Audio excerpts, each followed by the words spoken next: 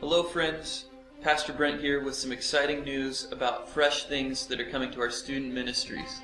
I genuinely believe that God has placed these things on my heart, and over the last weeks our amazing youth leadership team has been further dreaming and laying the details out of this vision. We want to use our resources in the most effective way possible, namely those three resources being our space, our time, and our people.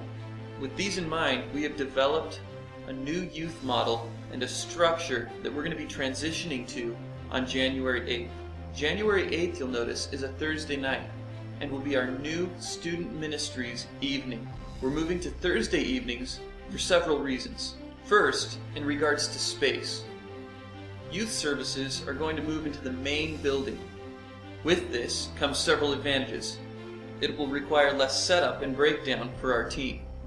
It makes restroom facilities more accessible. And we'll be using room B as a recreational area for students before and after the services. We'll have access to the kitchen and other facilities the main building offers as well. Second, in regards to time, we don't want to conflict with already thriving ministries that are going on midweek here at New Life. Thursday evening has no other church events scheduled to which there could be a conflict. It also means we can meet regularly with limited cancellations that we were experiencing with our Sunday night schedule due to holidays and long weekends, etc. This will also give our leaders time to be involved with small groups or just family time that they've been giving up on their Sunday evenings. Which leads us to our third resource, people. We want to use our leaders wisely to reach the maximum number of students for the greatest amount of impact. I have a heart to reach and keep our students after high school and into college, and now believe we're on the cusp of something amazing for all of our students. Starting in January, our student ministries is going to grow from just middle school and high school ministry to include our college students. The challenge has been creating space for each group to which they can connect and grow and be validated by being around students their own age. So within the capacity of these three resources we were talking about, space, time, and people, we've put together an exciting way our Thursday nights are going to be structured. Since we have the building to ourselves on Thursdays, students are welcome to come hang out at the church in our rec area from the moment they're out of school. Our official services will start at 5 o'clock p.m. This 5 o'clock service is going to be for middle school students only. It's going to be upbeat and fun. We're going to have some crazy games and interaction time and a message that's captivating and yet relevant for students through 6th grade through 8th grade. Then at 6 o'clock p.m., we're going to be joined by our high school and college students for a time of combined worship from 6 o'clock to 6:30.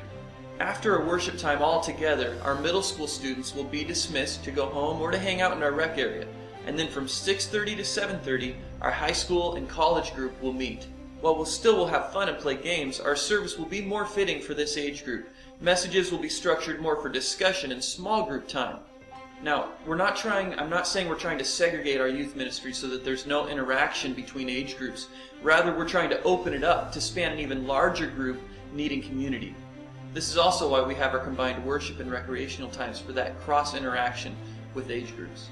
Now, our summer camps and winter retreats will continue to be exclusively for middle school and high school students only. Our college age will have their own events and activities throughout the year. I'm so excited for the new things that are going to be coming this next year and for the growth that we're anticipating. See, also, after 7 years, we're going to be changing the name of our student ministries. Starting in January, our name will be Axios, which is Greek for worthy or having value. Students have value and have been created by God, which intrinsically gives them worth. God considered us valuable and precious enough to give us His best in His Son. And we worship Him alone because He alone is worthy. And as Romans 5 tells us, His righteous act has in turn made us righteous. Again, our kickoff night, January 8th, is going to be big.